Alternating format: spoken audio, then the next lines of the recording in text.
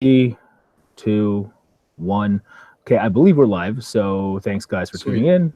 Of course, this is Brandy from CascadeScents. This time we're gonna try something new. This is called Scented Saturdays, and I want to be able to stream with a guest, a welcome guest, for a specific topic every Saturday from here on out. I love doing this live stream format mainly because of how, organic it is, and to be able to speak with someone new each and every time, besides some of the faces that you guys are familiar with for them, I think would be pretty cool. So I'm here with my friend Brandon, aka Art of Fragrance. Brandon, thank you. What's going on, guys? Hey, thanks for having me. I'm happy to be here. I'm really happy that you're here too. We've been meaning to do this for a while. I let you know about a month ago. And you're the very first guest of this, and I hope. Hey, I'm honored. I'm honored. Cheers, man. Thank you. All right, so this one again is, well, the topic, let's just get that out of the way with, is exclusive fragrances. Exclusive fragrances from either designer and or niche exclusive lines. We'll get to that in a bit, but there's a lot of stuff within the fragrance community and industry that I feel like needs to be talked about. And one of those things is new releases, of course. So there's a ton of new releases right now. And these new releases feel like they are just going to hit us over the head when they come out. Like, I feel like a lot of people are just going to do reviews on them ASAP, which is fine. I mean, if that's their style. A lot of them I just can't be bothered to be interested in. But I think these ones are fine. We'll see. Are you looking forward to anything in particular yourself, by any chance? The only one that I've really considered getting is the new Stronger With You, the Intensely. I like the original. It's kind of a basic fragrance, but I do like the original, so I do want to try that one. Hey, that's other than that. Yeah. I mean, the original is like nice too, but the thing is that about the original is just like, man, like the performance was just too super bad off my skin. It's kind of like a boring like designer club fragrance, but I mean, it gets compliments, which I like. There you go. Yeah, and I guess that's what the name of the game is when it comes to a fragrance like that. So yeah. Actually, just give me 1 sec, just because I'm trying to figure out if I set this up properly, and I'm not sure if I did, which is awesome. So just give me 1 sec. Thanks.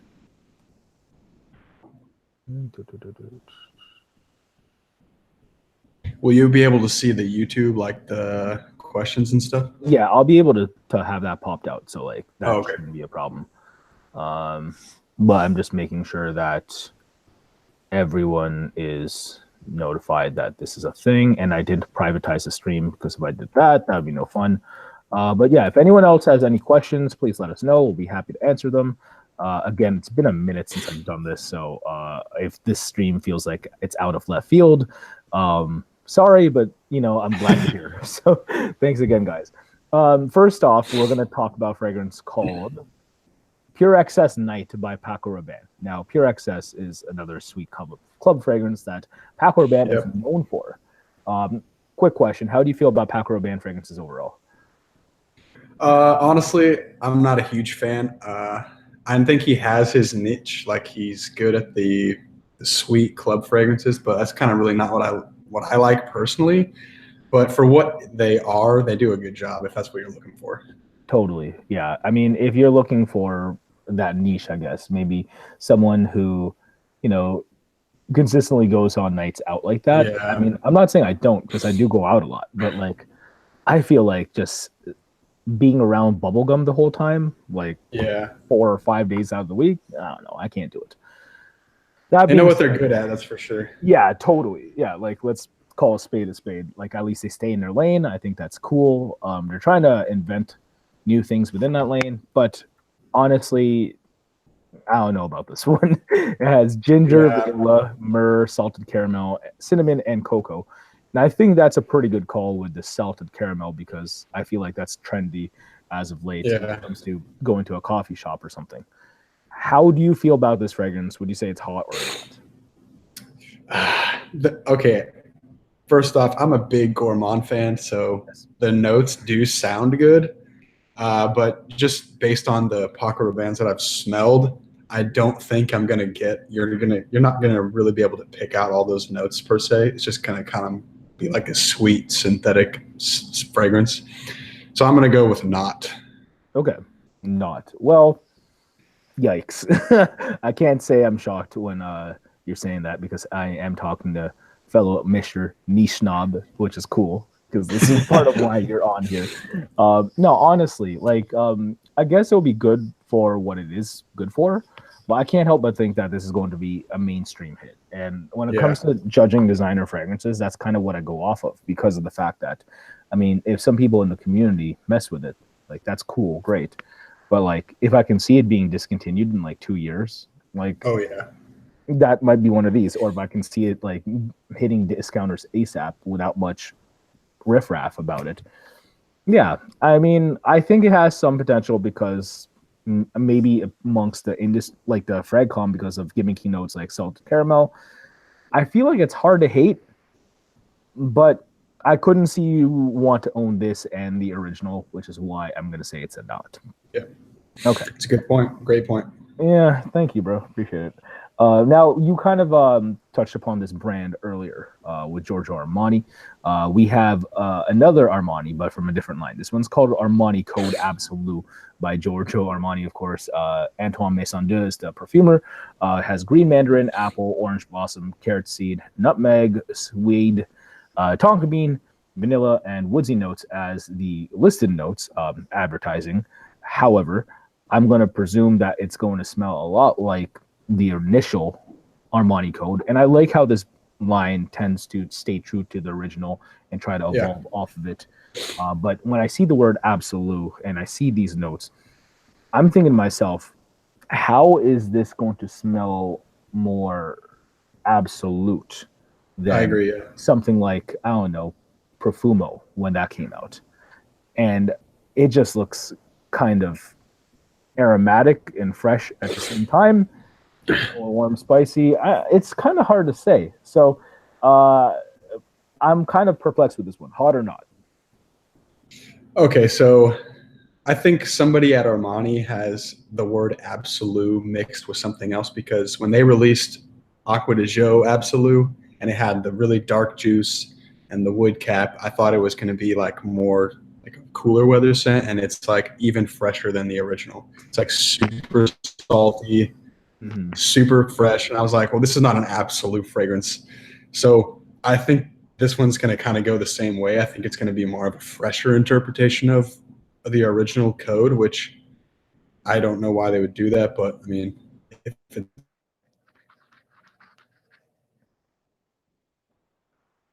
I don't know what carrot seed smells like, that kind of worries me a little bit. Right. Yeah. Carrot seed, like I'm gonna presume is like a vegetal kind of fresh. I would think. But I don't know if I'm feeling that. It doesn't sound very appealing, to be honest. Yeah. So like in my mind, I'm thinking like, okay, all right, they're trying something new here, but at the end of the day, like since I have no idea what's coming and A-list wasn't very good, I'm gonna say it's a not as well. So Oh yeah, A-list. I forgot about that one. there you go. Exactly. A-list. They should stop while they're ahead here. Oh no, I mean I agree. Like we haven't had something dope since Profumo, and even that itself was like something I wasn't really feeling. But I get why some. It was a hit at least. Like a lot of people liked it. You're right. Yeah, totally. It was a hit, that without a doubt. Next up, we have "Stronger with You Intensely," also by Giorgio Armani. This one has pink pepper, juniper, violet, lavender, sage, toffee, cinnamon, suede, amber, vanilla, and tonka. Looks like even sweeter version off of the original, or maybe a more syrupy one, I guess. How would you characterize this, and is it hot or not for you? Well, I talked about it a second ago. I think this one's going to be I think it's going to be good just because of my personal taste, and I did like the original. And I am a big fan of Armani as a whole. So I'm going to go with hot for this one. I really hope that it's sweeter than the original, and like the original kind of had like that sort of like a real fresh powdery thing going on in the opening. I hope this is more like gourmandy. So it sounds like it's going to be. That's why I hope it is. So I'm definitely gonna buy this one just because I liked the original. So I'm gonna go hot for now. We'll see. I hate consistently agreeing with you, but I'm gonna say hot as well. Let's be real. It's also a newer line, and I think it has that going for it as well. So as a result, I couldn't see people not pursue this. I can see them putting so much more advertising into this fragrance and not Absolu Armani code. So I Yeah. think people are going to buy this, and I actually do think that I have an idea of what it's going to smell like too. I actually like where they're going with this as well. Like make a even sweeter version of nightclub scent already. I think is a good look. So yeah, hopefully They don't really they don't really advertise for that because I guess Giorgio Armani is like it's kind of like the lower line, I think. I think the stronger with you is Emporio Armani, like You know the what? lower line. Yeah, is this the thing is with this one as well, like yeah, while it's an Emporio Armani, it's more like the one that they'll kind of spam for kids is what I'm saying. So Yeah. like I think like when I say they're gonna actually advertise for it, it's more like at the Sephoras and places like that. I might not see as many like ads for it on like television or something like that, but I think Yeah, it's for sure. but but I think young people are who's spending money anyway, so we'll see. Like I don't expect a 40-something to be wearing this, but Oh no. maybe I'm wrong. Who knows? Maybe someone else is gonna pull the trigger on this. That's I don't know, older than us. But even still, like it still looks like a lovely fragrance. It's a hot. Next up, stepping into exclusive territory. This one is called Holy Peony by Christian Dior. It has rose, peony, green leaves, red fruits, apricot, wood, musks, and for me, peony is very reminiscent of something that kind of hits your nose like rose, but feels a lot more ethereal, like something softer and lighter. And in that regard, I'm not sure how many more of these styles of fragrances this line needs, because Oh my gosh. it's becoming Chanel, in my opinion. Yeah. They're all like so many of the same style. Like they're hurting themselves. Like you're competing with yourselves. Yeah, and you know what? When it comes to sales and marketing, people like to compete with themselves, as in you can only get this peony fragrance here or this rose oud fragrances here, like within the line. If you develop like some kind of rapport with a customer where they'll only buy Christian Dior stuff, I think that's kind of cool. The thing is how, like, I just think that there's too many effervescent florals in this line. I think it's insane. I agree. And it's a house that's not known for this style. Like Christian Dior, of course, likes to experiment, but I feel like they're only experimenting on the lighter side of things nowadays. So yeah, I feel like when they rebranded the Privé line, that they kind of just discontinued half the stuff as well. Yeah. A lot of what they are doing is kind of boring and mainstream, which is I don't understand that, because this is supposed to be like your more exclusive, higher quality line. You should be taking more risks in this line, and they're not. So I don't really understand that. Like mine does, like Peony is not like a hella popular note, but it's still, for all intents and purposes, like you said, very safe. So I'm going to say I'll get a crack. I'll say it's gonna be a not, but it's something I'm interested in. I just don't think that it's a good move for Dior. I was gonna say this sounds like your style of scent for sure. Definitely, yeah, it's definitely my style. How would you feel about it? Personally, it's gonna be a not for me. Like I said, floral notes are really tough for me. I don't know if I just need to branch out and try some better ones, but it seems like it's going to be kind of like your just basic fruity floral, kind of feminine, boring Dior fragrance that they've been releasing lately. Oh, totally. I mean, and if you say totally boring, like floral fragrance from any other brand and whatnot, like I don't think that the most ardent of Christian Dior fanboys, who definitely exist, can debate that. Like, oh yeah. Let's be real. Like the reason why these people fell in love with this brand to begin with was because there are so many lines that you could have just gravitated towards regarding specific preferences. Like, if you liked, really sweet, like syrupy sometimes fragrances, Poison, Hypnotic Poison was good. Of course, you had, Eau Sauvage for a vintage style fresh. You had Dior Homme if you wanted something metrosexual. You have Fahrenheit for that petrol vibe. But yeah, like you look at the La Collection Privée, there was so much variety at one point with, when they tried to actively push Ombre Nuit, Oud Ispahan, Bois d'Argent, Gris Montagne, which has been reformulated. I don't know what they're trying to do. I mean, we know. I don't We get already it. talked about it, but yeah, we'll see. Who knows? That being said, we're going to move on to something else. And this is something I really don't want to speak too much on because there's just so many freaking fragrances. But believe it or not, people, we have a new line from the Alchemist Garden by Gucci. Yes, Gucci has a new exclusive line. And I've been pulling for Gucci to have exclusives for a while. The problem with Gucci doing exclusives is that they don't push enough of their other things that aren't accessories or apparel. Like, so I can't just imagine this at like Neiman Marcus, Holt Renfrew, or Saks, because what's their counter going to have besides just fragrance? Like, I'll typically go to like a Chanel counter and find a bunch of lipsticks, creams, and perfumes, of course.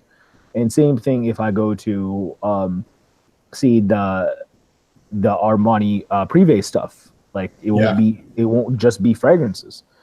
So I wonder how badass their display is going to look, A, or B, if they're just going to have a display like, certain fragrance counters where there's maybe a shelf or two, like a by Kilian or something like that. So I just don't know how they're going to sell it, where they're going to sell it. Is this only going to be at Gucci flagship stores?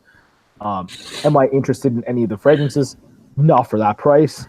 I think no way. The bottles, if you guys look them up, I left a link in the description below to CascadeScents, who talked about them more in depth in his video. But for something I've been pulling for, I've never been that underwhelmed by the visual execution. It's also Marias who's doing this, Alberto Marias, and people either celebrate that or not. I'm not really a fan of his niche stuff. So yeah, I think he did Vanille 44 by Labo. That was cool, but like besides that, like I don't know. How do you feel about this line? Would you say it's gonna be hot or not? Well, I'm a big Gucci fan. I like a lot of their stuff. When I saw this online, I was like, well, this looks really cool. And I do like how the bottles look. I think it's very Gucci. Like it's kind of a little tacky, but still kind of classy looking. I think they look cool. But I looked up some of the scents. They have cool names. That's a plus. But again, like you said,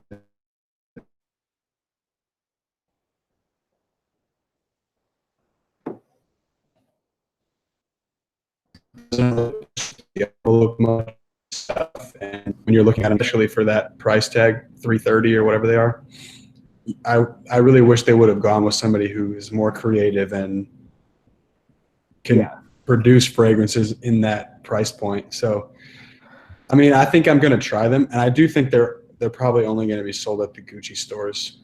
Mm-hmm. But I'll try them. So, but for now, I'm going to say they're not, but I could be wrong.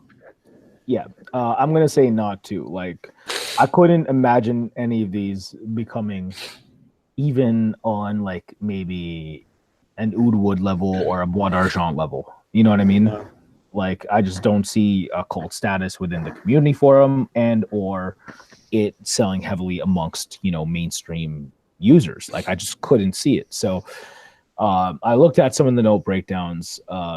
Mind you, like, I am kind of interested in some of them. The Iris one looks pretty cool because I'm into that. Yeah. But like, oh god, what's your favorite Iris? Favorite Iris period? Oh, good Yeah. question. Recently, it's one called Iris Fauve by a brand called Atelier des Ors. And I have that. It's good stuff. Yeah, like oh man, I think it does. I'm not saying it's an imitation of Bois d'Argent, but like when it comes to the myrrh and the iris of that scent, I just think it's better than Bois d'Argent, where I don't even wear Bois d'Argent anymore, period. Like I just think that the execution of that scent is just exquisite. So shout outs to Marie Salamane. I think she's incredible performer. And that's definitely one of my favorite irises. Another one is have been reformulated like to a T, which was a big deal when it happened. 31 Rue Cambon by Chanel, from the Les Exclusives to Chanel.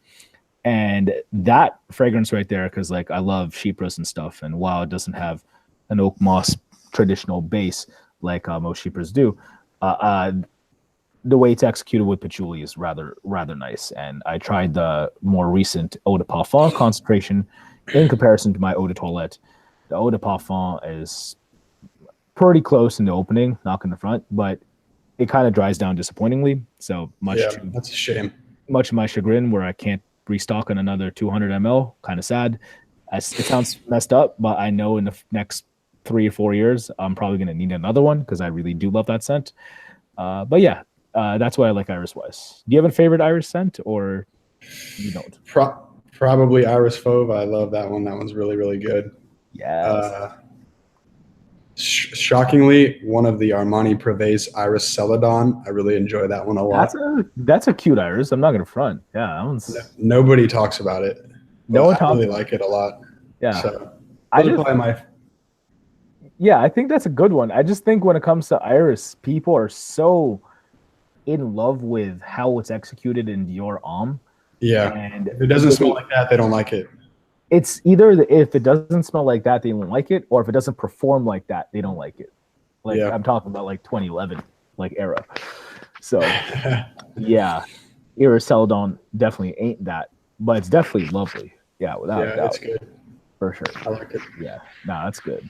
But those are like, I mean, iris is an interesting note because I think it can be manipulated in a lot of ways. But of course, people, at least in the men's fragrance community, they're pretty much hung up on Dior Homme, and that's fine. But there's more for us, I guess. Yep. Yep. Alrighty. So last but not least, we have the Tom Ford Private Blend collection, and these have technically already been dropped. So we are talking about the reissues of these private blend reserves. That's what they're calling them, at $320 US for a 50 ml each, or you can get all of them for $2,560 in this nice giant coffret. You don't actually get the individual boxes either. And the messed up part about the coffret is that you don't even get a discount. If you go 320 times 8, it's gonna be 2,560. You gotta love Estee Lauder. Like, this is incredible. So stupid. It's exactly stupid. So they have I'll go backwards. We have Velvet Gardenia, Rive d'Ambre, Jonquille de Nuit, Italian Cypress, Bois Marocain, Black Violet, Arabian Wood, and I believe for the 4th time now, Amber Absolute. Yikes. Out of those ones, do you think that there's potential for reformulation? Yes or no? Yes, I think they're all reformulated, honestly.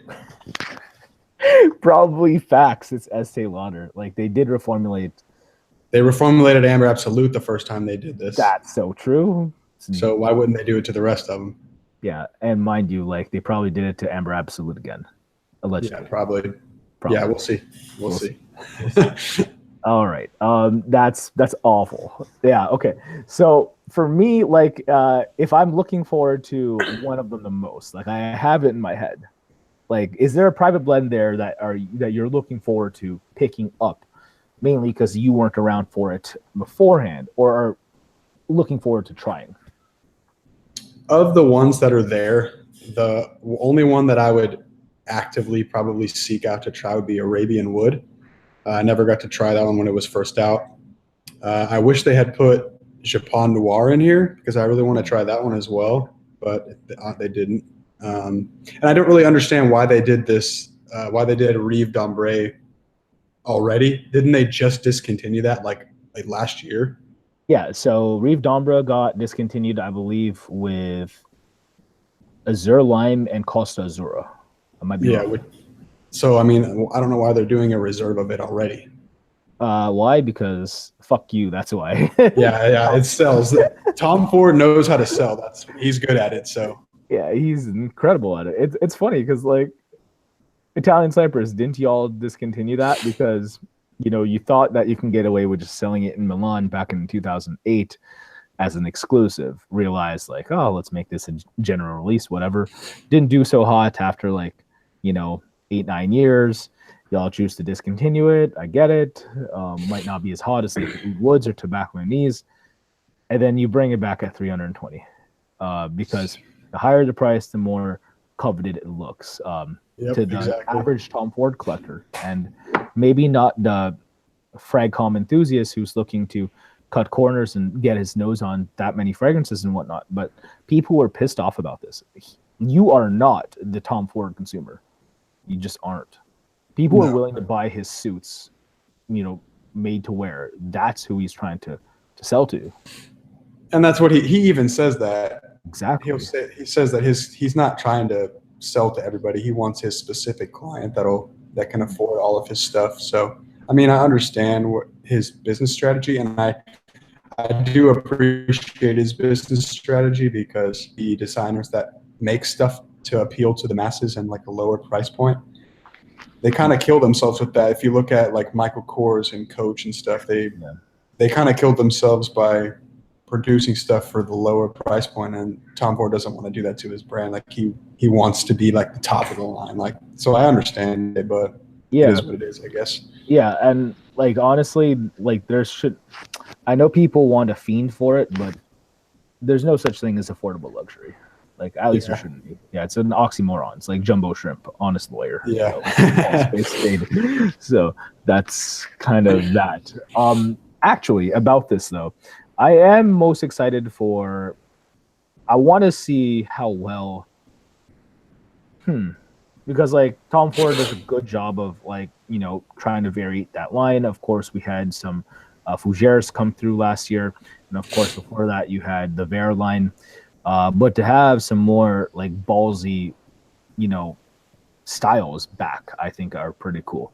Bois Marocain smells like something that should perform better, but it doesn't. Like I agree. Use both formulations, and they're pretty cool. And I liked it when it was a reserve the first time. Now it's a second reserve. They have the gall to do that. That's incredible. So like that bottle specifically that I have, which is like one of 1,500, means like less now. Because, that sucks. Because they brought this back. Oh man, I'm just stunned. But honestly, when it comes to this reserve collection, I think the one I'm most excited for again is probably Arabian wood. It's been a minute since that's been around. So yeah, like let's. I don't even see bottles of that for sale like anywhere. Mm-hmm. So that's really tough to get.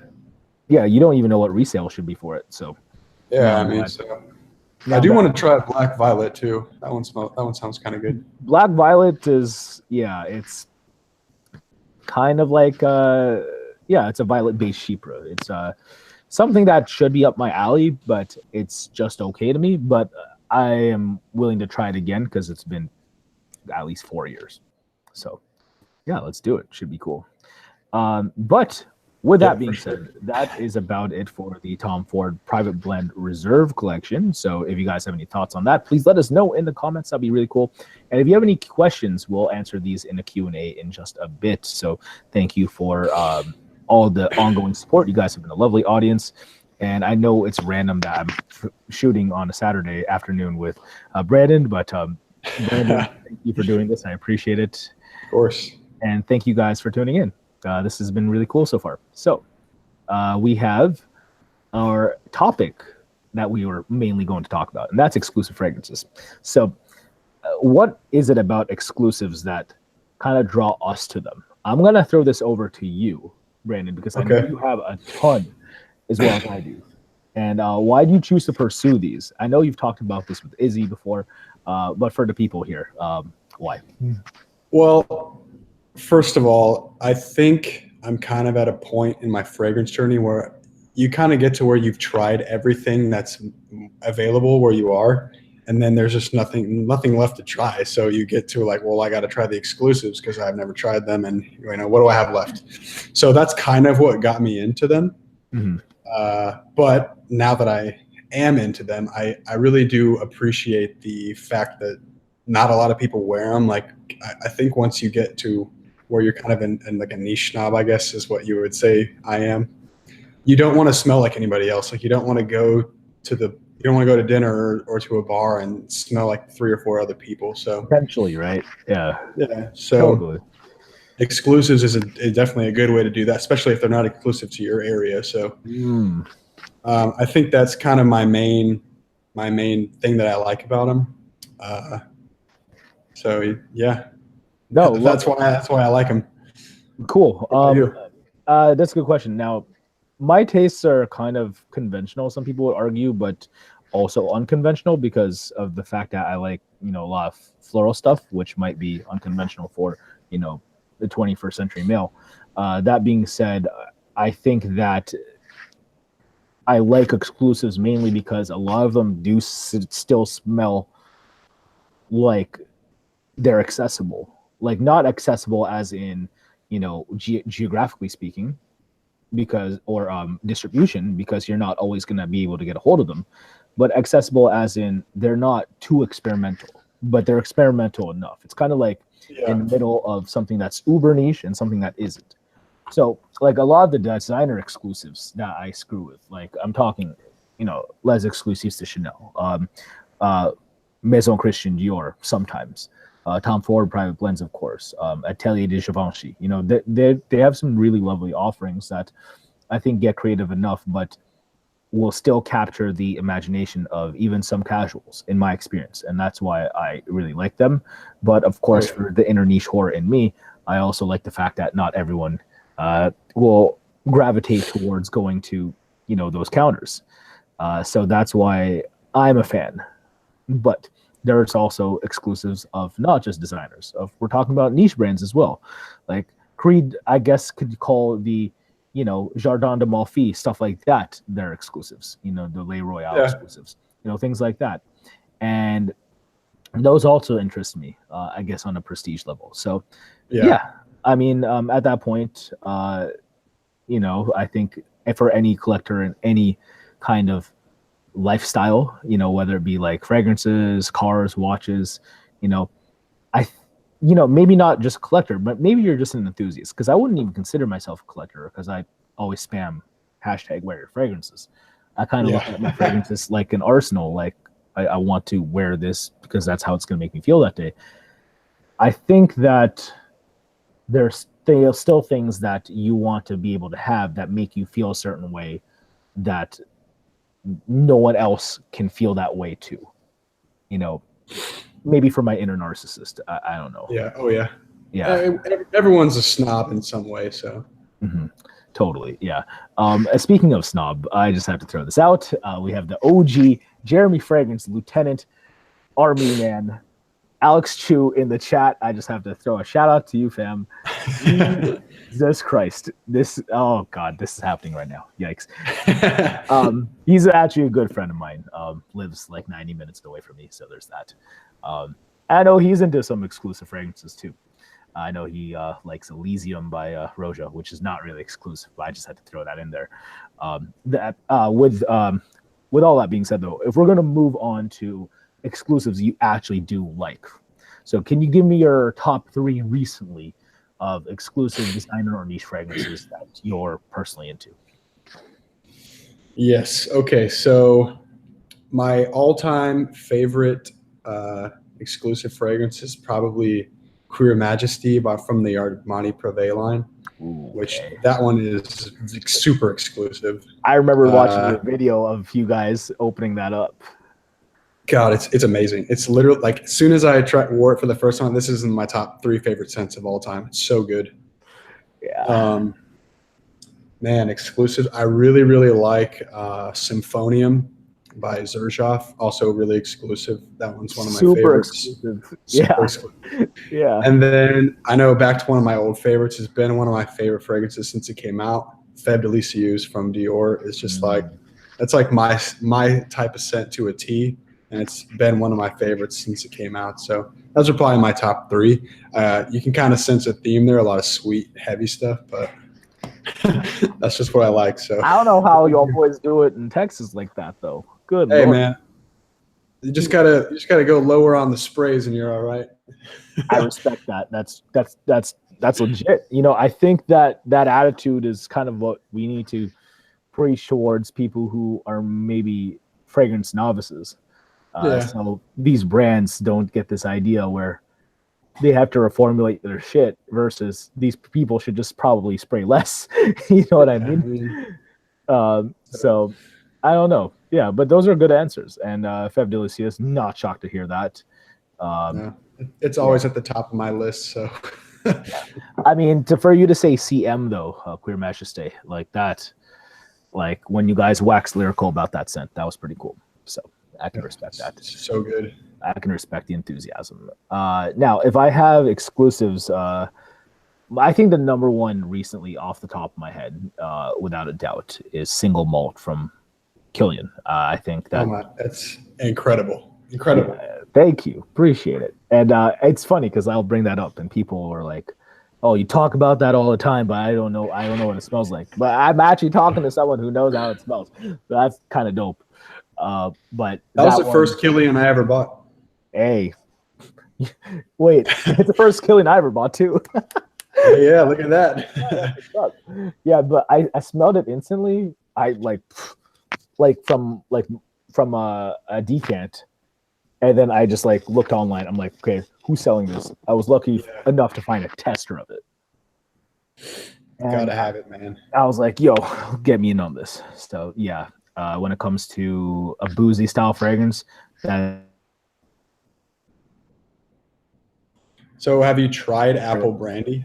Yeah, it doesn't smell like you've been drinking. You know, people like just genuinely like the way it smells, and I think that's kind of what repelled me from apple brandy and kind of what drew me to single malt. Because at one point I wore apple brandy and a lot of people thought like I was just an alcoholic. That and I was getting bitten by fruit flies all day. So that was no fun. I think a lot of people prefer apple brandy too, which I don't. I mean, I prefer single malt, which I can understand. Some people would like apple brandy more. It's more like it's got the fresher vibe. I don't know.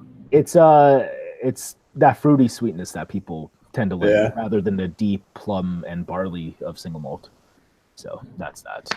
But I mean, they're equally awesome scents. I just think you and I have a preference. That's all. Yeah. I own them both, so I can attest to both.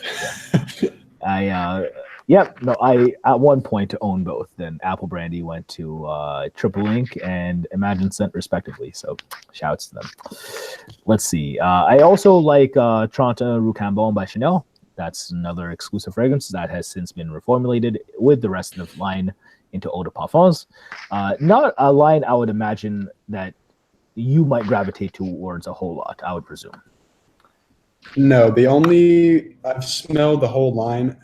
Well, this is a while ago, but the only one that I liked even a little bit was Coromandel, probably the most popular. And even then, it's still like the dry down is very earthy and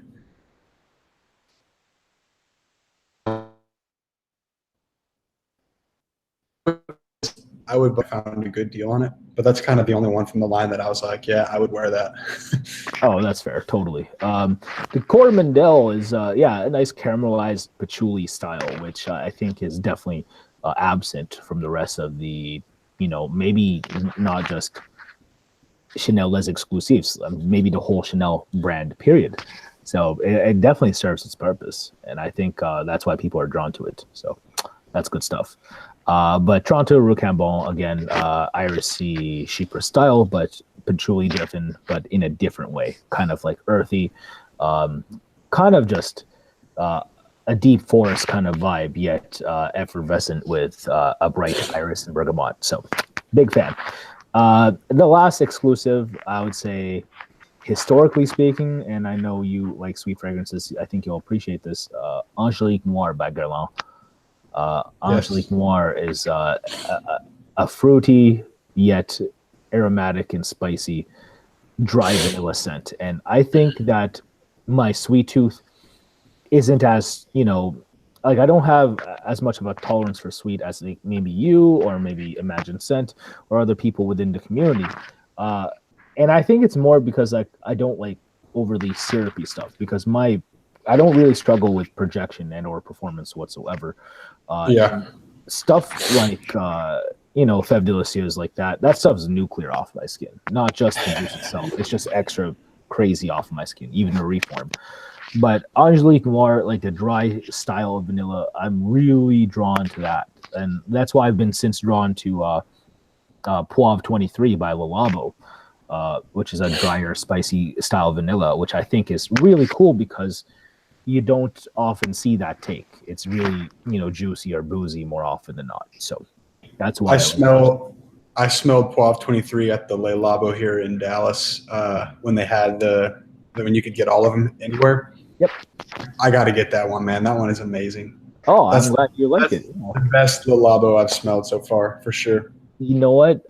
When it comes to Labo, they have this DNA of that ISO-E super / Ambroxan style that I feel like is common between Gaillac 10, Bergamot 22, another 13, even a little bit of Santal 33. Like, I can definitely tell that they're all Labos. Yeah, for sure. And I think that's kind of a good thing, but I also think it's kind of a good thing that Le Labo can do something that doesn't smell strictly like them. And Poivre 23, especially with it being exclusive, if that is how they're going to emulate London with, spices and different people going in and out of the city as far as influences and whatnot, I think it's like a really fitting homage to the actual city, and it smells incredible. So, yeah, definitely a fan. But thanks, for doing the segment with me. I was really excited to do that. But I'm looking at everyone here in the chat. I see Adam Kovacs vote for Luka Doncic. All right. Oh yeah, the man, dude, the Donch man. He's incredible. Oh geez. Oh man, EuroLeague MVP, and he needs their votes. And let's be real, he's gonna get it. He is killing it, man. I'm a Mavericks fan, but I haven't been excited about the Mavericks in a while. Since 2011, I presume. Yeah, this dude is for real. I'm telling you, he's for real. Yeah, no, totally. And I think he's the next European superstar, along with Kristaps Porzingis, I would think. Yeah. If he comes back healthy, we'll see. Totally, absolutely. If the Knicks just come back in general. Yeah. Anyway, besides sports, we have some fragrance-related questions here from all the homies here. So thank you guys for your time. We really appreciate it. JBoss201179 asks, what's your favorite Xerjoff, guys? I'm going to throw this over to you, Brandon. Do you have a favorite Xerjoff and why? My favorite Xerjoff. Oh, that's tough.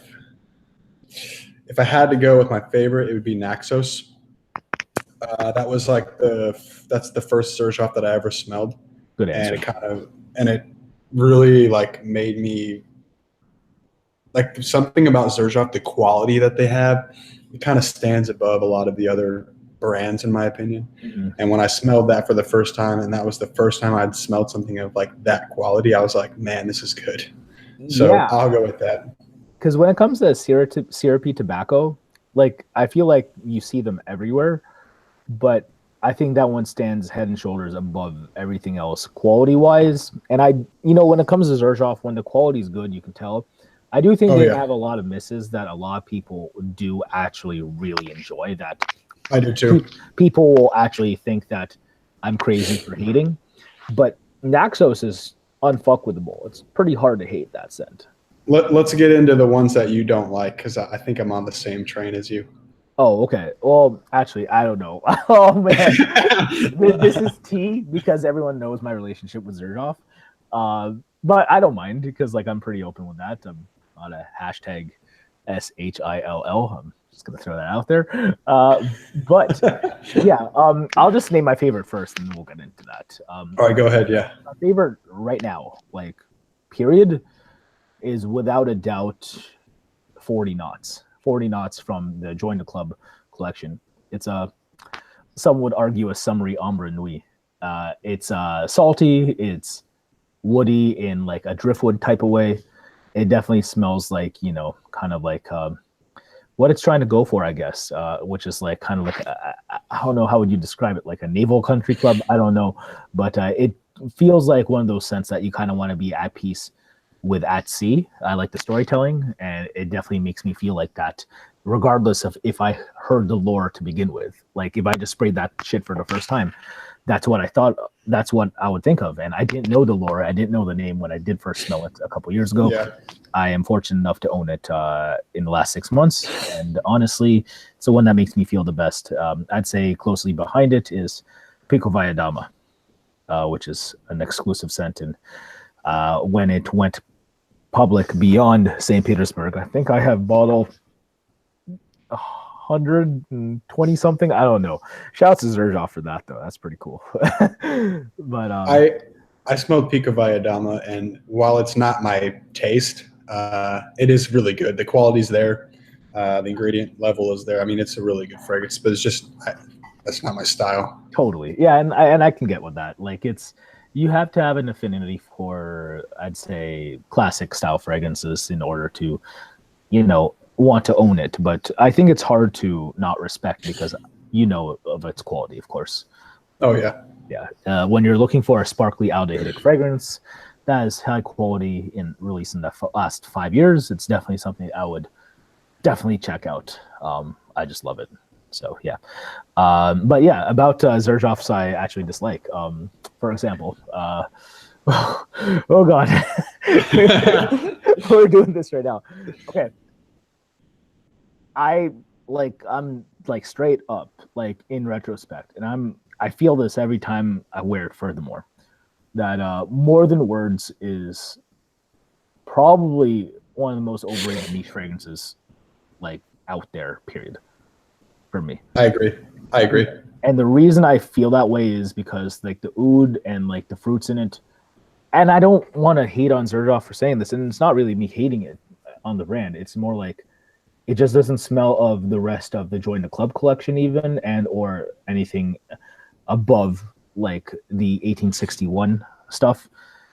Like it smells like to me like it could have been made by Mancera or Montel or something like that, because the fruits just smell so synthetic, and the oud like is not of like oud stars oud, at least how I feel. So I think it's definitely overrated. And I don't dislike the scent. It definitely smells good. I definitely think I smell good wearing it. It's just, I can't believe that this is a lot of people's favorite fragrance, is what I'm saying. I see what you're saying about the Mancera thing. That's like the perfect way to put it. It smells very Mancera-ish. Thank you. I was just hoping like I'm not alone there. So if y'all want to tell me in the comments if I'm crazy or not, please. But yeah, do you have a Xerjoff that you dislike yourself? I don't think okay, there's one that I dislike, but in terms of like a lot of their really like cult classics, Udin and Neo and Kobe, I think they're good. But I do think they're somewhat overrated for what they are, especially Neo. I think the love for Neo is like, it's a good summer fragrance, but it's not special. It's just like a bergamot summery fragrance, and it's really not like as amazing as people say it is. Not that it's bad. Yeah, you're so like, I don't disagree with that because I'm supposed to like stuff like that. I'm not crazy about Neo either. Like, men just feel like they have a hard on for Neroli and bergamot. It's good. It's a good fragrance. It's just not correct. Like when I would watch reviews before I had ever tried it, people would like say, "Oh, it's the best summer scent you've ever tried." Blah blah blah. I was like, and then I tried it. I was like, I mean, it's good, but the only Xerjoff that I dislike that I've tried, like just totally hate, is Alexandria 2. Wow. Yeah. Wow. The lavender was so strong on my skin that it made me nauseous. I couldn't handle it. Okay. I need to revisit that. You Texas boys down there though, with the hella sun coming at you. Oh my god. And for real, that scent lasted like 4 days on my hand. I could not get it off. Yeah. That sounds about right. Not shocked. Shout out to Sergio Momo. I'll be seeing you in 4 months. Should be fun. All right. But, oh, that's cool, man. Thank you. I mean, I interviewed him last year, so that was pretty cool. But honestly, like, it's always a pleasure to chop it up with your European fragcom and European fragrance industry. It's like they have, a certain approach there that I think is really cool, and of course they try to, they really care about the art. So that appeals to me too. So we'll see. Should be fun. He's a genius that's for sure. Oh, totally, without doubt. I think dude has so many fucking lines though. It's insane. But that's that. Let's see. We got some more questions too. Oh my god, vote for Luca. Raptors are better. Yikes. I mean, aren't the Raptors first in the East right now? First in the league. Yeah. So there you go. Yeah. I mean, yeah, Raptors are sick. They got the claw now, so they're kind of cheap. I can just imagine them in 2K20. How busted they're gonna be. Oh man, that's gonna be crazy. Michael K has a really good question, I think, though. What by Kilian would you recommend for a night out, except a back to black that I own? So I'll leave that to you.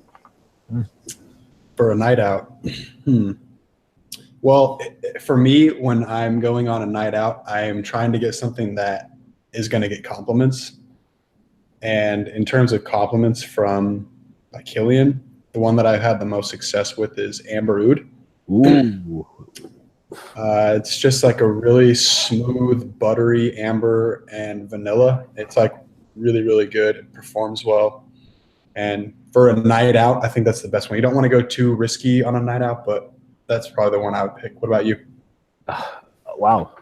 Amber Oud's not that risky either. Like, people shouldn't be too, hung up. There's not that much oud in it. Yeah, there really isn't. It's not by Kilian's calling card to, emphasize woods anyway, unless it's like sacred wood or something like that. But for me, yeah, single malt. It's just right off of my skin. It's not too crazy as far as its projection. It smells like, people get a little bit of everything. I think they'll get a little bit of the more barley nature off of my skin along with some of the fruits. So I just think that's hard to hate.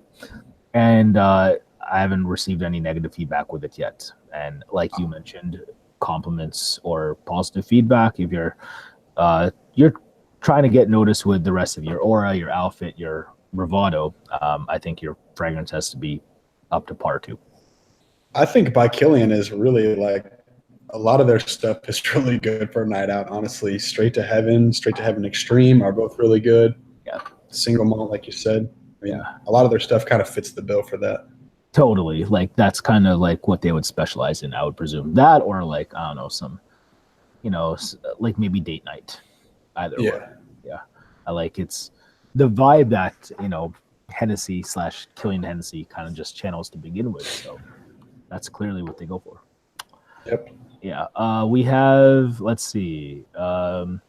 Neo is rad, but why not just use XIX March from Tiziana Terenzi? Sam Ellison asked that. Honestly, I have to revisit that one. I don't know if you've tried it.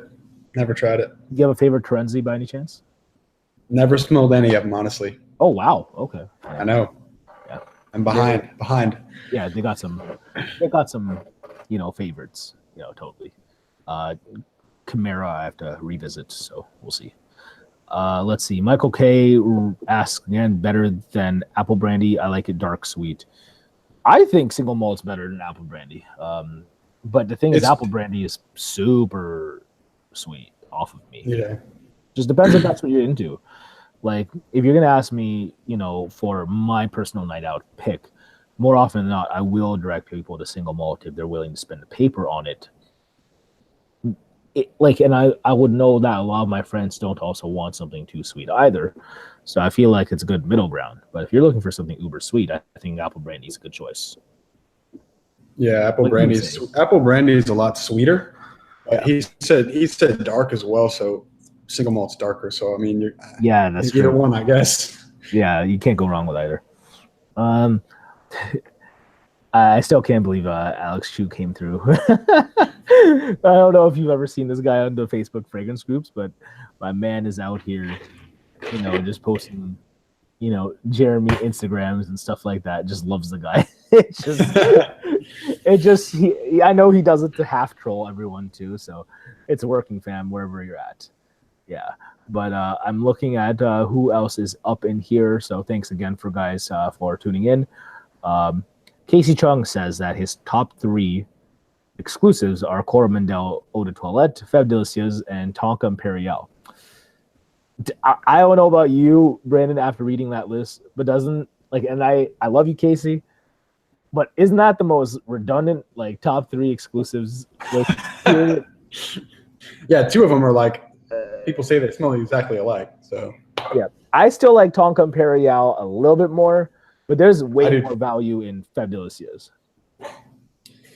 I think this is weird. I like Feb Delicieuses better, but I think Tonka Imperial is the better scent, if that makes sense. That's fair, and I'm glad that you actually said that. When I smell like Francois Demachy creations from Dior, a lot of them just smell kind of basic as far as execution. He just tries to really emphasize 1 or 2 notes, and that's fine. I just don't think they're as seamlessly blended as, something from Laura et la Matière or Guerlain, But it's just better. The perfumer is better, so I mean, obviously, it's gonna totally better fragrance. Yeah, I mean, like that line, Laura et la Matière has had, everyone. It's like Thierry Vosser, Daniela Andrier, Francis Kirkjohn, like a who's who, recently. And of course, Dior has their in-house perfumer, Francois Demachy, and he's incredible too. It's just, I think he's, kind of basic. That's all. Yeah, that's just that. Sergio, hey everyone, Sergio from Toronto here. Well, hey man, shout out to Toronto. I wish I can be in the area right now, but I'm not. I'm in Ottawa, Ontario, Canada, the capital. Shout out to Ottawa Senators. We suck. I'm actually a Sens fan too, so yeah, there's that. Yikes. Speaking of sports, though, I kind of just want to throw this out there, though. This is how, I love this city. Don't get me wrong. This is how whack Ottawa is. Downtown's in kind of like the northeast ish, but their arena is like 30-40 minutes west, and there's no pubs or bars or clubs around anything. So when you get out of a Sens game, it takes forever to get back to downtown if you want to party after, because the arena's in the middle of suburbia, and I'm thinking to myself, this sucks. So yeah, I don't know how I feel about my city recently. It's like, if anyone knows in Toronto, it would be like if the Raptors or the Leafs played at the Hershey Center in Mississauga. That's how whack it is to get to games in Ottawa. I'm just gonna leave it at that. But I know in certain metropolitan areas, that's a thing too, because downtown city planning. The Rangers, Texas Rangers baseball, and then the Cowboys, they play in Arlington, and it's it's a suburb. There's nothing around. Yeah, same with the Bills. For near to my area, the Bills, they play in Orchard Park, NY, not actually in balls deep of Buffalo, but is what it is. Let's see. I'm just trying to run back through here just to see what everyone else is up to. Shout out to Handsome Smells, who's also in the chat too. Handsome Smells is also a fellow fragrance YouTuber. Big fan of your work from back in the day, dude, and I'm glad to see you posting as well whenever you do. And I'm just going to see one more time. We're going to cut this short, and actually, I wanted this to just run for an hour anyway, so here we go. But Brandon, do you have anything you'd like to get out of the way for everyone else who will see this eventually? I mean, I don't know. I mean, I need to start posting more consistently on my channel. So I hope that the people that do follow me they have some patience with me, but I need to really just kind of step up my consistency. So I appreciate you, Manny, for having me on. I've been wanting to do this for a while. I think you guys have a ton of fun on these. So hopefully maybe I can join one of the really long ones and with the whole crew and see if I can mix in. Yeah, totally. Yeah, without a doubt. I'll definitely have you on with X amount of us would be cool. At least 2 or 3 of us would be awesome. This is something I kind of want to keep topical, mainly because I'm just trying something new, see if it works or not. Maybe this is something I want to do later in the evening when people are more so available. I know some people are out right now, but nonetheless, I thank anyone who's been here in the chat. So we'll see you guys hopefully next time. Again, Manny, CascadeScents, And if you guys have any more questions, I'll maybe get to them later, and or follow us at our social media links in the description below. And I also plug you too, bro. So there's that. Cool. All right. Cheers, guys. Appreciate it. All right, thanks, Manny. See ya. Yeah, bye. Actually, hang on.